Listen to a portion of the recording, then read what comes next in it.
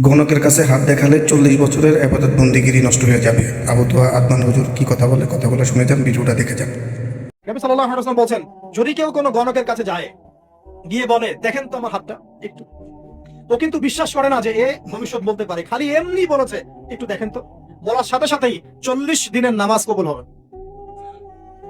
আর যদি তার বলা কথায় বিশ্বাস করে যে হ্যাঁ তোমার ভবিষ্যৎ খুব ভালো, তুমি চাকরি পাবা, এটা করবা সেটা করবা, এবং সে বিশ্বাস করলো হ্যাঁ এটাই হবে, তখন নবী সাল্লাল্লাহু আলাইহি ওয়াসাল্লাম বলেন সে যেন আল্লাহর পক্ষ থেকে যা নাজিল হয়েছে, মানে এই যে কোরআনুল কারীম, এই কোরআনকে যেন সে অস্বীকার করলো, মানে কুফরি করলো।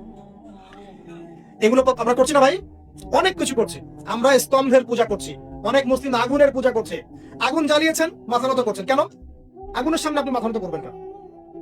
আপনি একটা স্তম্ভের সামনে, গাছের সামনে দাঁড়িয়ে মাথা নত করে ধ্যান করবেন কেন? আপনি মেডিটেশন করছেন কি জন্য? আপনাকে নামাজ দেওয়া হয় নাই? 5 ওয়াক্ত নামাজ দেওয়া হয় নাই? নামাজের চেয়ে বড় মেডিটেশন কিছু আছে নাকি? আপনি ধ্যান করছেন কি জন্য? অনেক মুসলিম তো জিনের উপাসনা করছে, জানেন?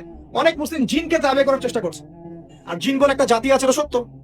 এরকম প্রতিটা ক্ষেত্রে শিরক আছে। শিরক কথায় আছে, কাজে আছে, বিশ্বাসে আছে। দেখবেন মুসলিমরাই আল্লাহ ছাড়া অন্য কারো কাছে দোয়া করছে, মুসলিমরা নজর মানত করছে অন্য জায়গায়, আল্লাহর জন্য নজর মানত করছে না, অন্য কাউকে সন্তুষ্ট করার জন্য করছে। সন্তান হয় না, সন্তান হয় না, এখন কি হবে? সন্তান হয় না তো অমুকের কাছে যাও, সেখানে গিয়ে বকরি জবাই দাও, সন্তান হবে। সুবহানাল্লাহ। তো এই পদ্ধতি ইব্রাহিম আলাইহিস সালামের জানা ছিল না? যে শেষ বয়সে তিনি বলছেন রব্বি হাবলি মিনাস সালিহিন। আপনি দোয়া করতে পারেন না? সন্তান হবে না কেন? আল্লাহ পাক তাকদীরে লিখে রাখলেন, অবশ্যই হবে। আর আল্লাহ পাক তাকদীরে না লিখলে কিভাবে হবে? তাকদীরে যে ব্যক্তি বিশ্বাস করে না, সে ব্যক্তি হতাশ হয়। যা কিছু হচ্ছে আমাদের জীবনে সবই তাকদীর, এর বাইরে একটা মানুষও যেতে পারবে না। তো প্রিয় ভাইরা, কথায়, কাজে এবং চিন্তায় আমরা অনেক শিরিক করছি। শিরিকের কারণে আমাদের অন্তর কঠিন হয়ে গেছে।